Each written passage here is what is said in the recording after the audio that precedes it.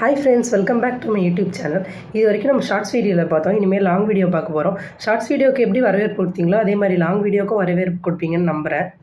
இன்றைக்கி Sunday special மீன் தான் செய்ய போகிறோம். நம்ம மீன் மார்க்கெட் போகலாம்.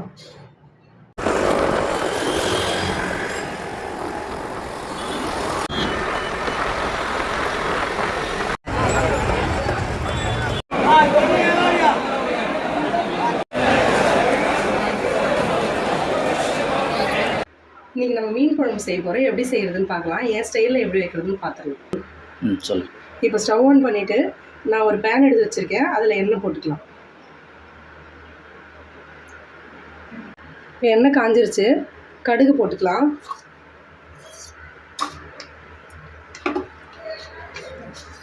சீரகம், சோம்பு, இது இப்போ நல்லா பொரியட்டும். இதில் பூண்டு கருவேப்பிலையும் சேர்த்துக்கலாம். இப்போ இதில் 2 வெங்காயம் கட் பண்ணி வச்சுருக்கேன், அதை சேர்த்துக்கலாம்.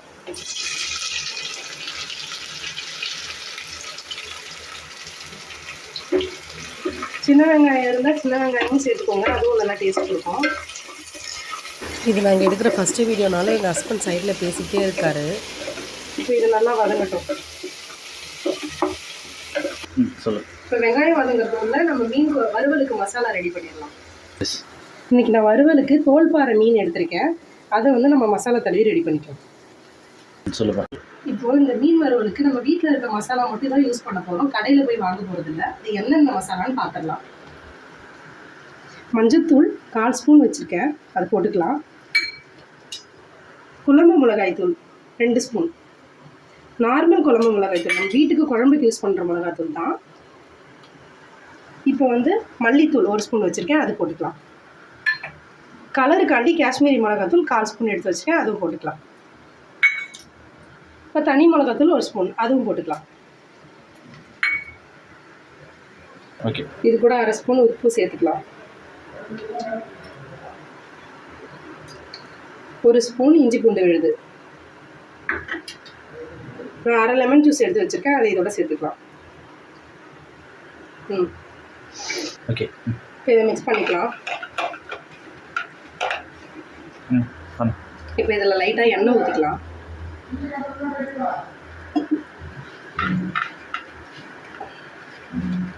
தண்ணி கொஞ்சம் தெளித்து இது பண்ணிக்கோங்க. ஏன்னா மீனில் தண்ணி இருக்கும்.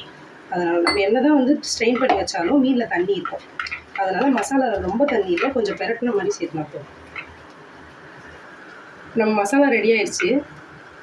மீன் எடுத்து இதில் போட்டு தடவிடலாம்.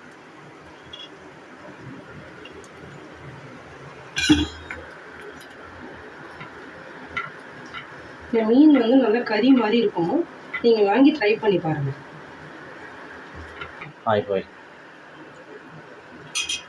இப்போது இது மசாலா போட்டாச்சு. ஒரு 1/2 hour இதை ஊற வச்சிடலாம்.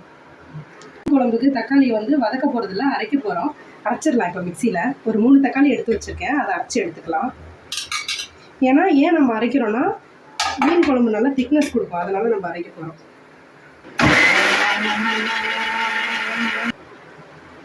தக்காளி அரைஞ்சிடுச்சு. இப்போது நம்ம வதக்கி வச்சுருக்க வெங்காயத்தில் இது நல்லா கோல்டன் ஃப்ளவராக நம்ம அரைச்சி ஊற்றின தக்காளி இப்போ இது மாதிரி நல்லா கெட்டியாக வரட்டும். இது கூட மஞ்சத்தூள் சேர்த்துக்கலாம்.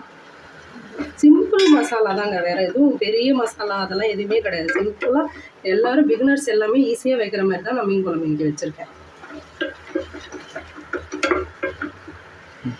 இப்போ இதோட குழம்பு மிளகாத்தூள் சேர்த்துக்கலாம்.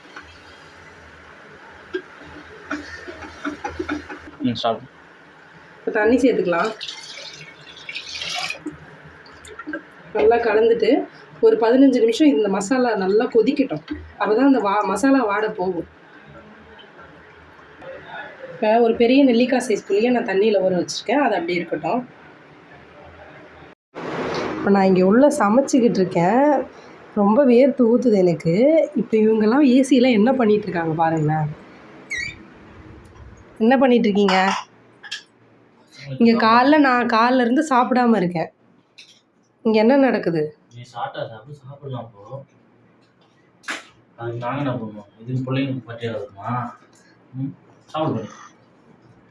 டேய், என்னடா பண்ணுறீங்க? டேய், குட்டி பைத்தியக்கார குட்டி இங்க பாரு எதுக்குடா வரீங்க எங்கெல்லாம் குட்டி வேலைய பாப்பு. பாக்கலாம் கிளம்பு கிளம்பு என்னம்மா பண்றீங்க? நாங்கள் பண்ணே எடுப்போம் அது வேலை இல்லை எங்களுக்கு.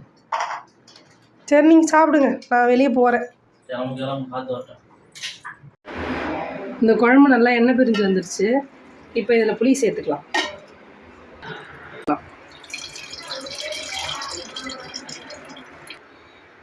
தேவையான அளவு உப்பு சேர்த்துக்கலாம். நம்ம கொதிக்கட்டும், நம்ம வறுவல் பண்ணிடலாம். இப்போ நம்ம மீன் வந்து தோசைக்கல்ல தான் வறுக்க போகிறோம், எண்ணெயில் போட்டு வறுக்க போகிறது இல்லை. கல்லை ஆன் பண்ணிவிட்டு நம்ம சூடு பண்ணிக்கலாம். தோசைக்கல் நல்லா சூடாகட்டும். கல் சுட்டுருச்சு, எண்ணெய் சேர்த்துக்கலாம்.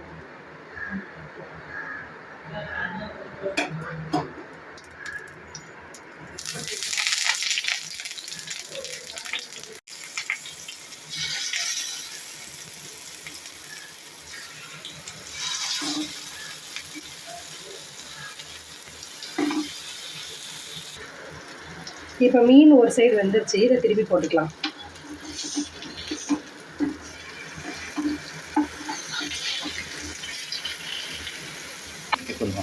இப்போ குழம்பு நல்லா கொதிச்சிருச்சு. இது கூட வந்து நம்ம மீன் சேர்த்துக்கலாம். வந்து தோல்பாறையோட தலைவால், அப்புறம் வந்து கவலை மீன் எடுத்து வச்சுருக்கேன், அது இதோட சேர்த்துக்கலாம்.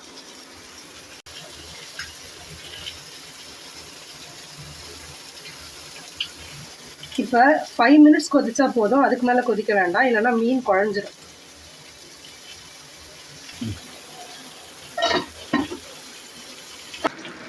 இப்போ மீன் வந்துடுச்சு, இதை எடுத்துக்கலாம்.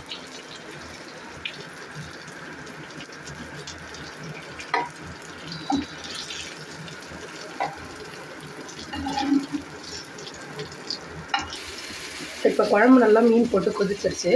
மீன் வெந்துருச்சுன்னு நினைக்கிறேன், பார்க்கலாம். இப்போ இது சரியாக இருக்குது. கேஸ் ஆஃப் பண்ணிட்டு ஸ்டோவ் பண்ணிக்கலாம்.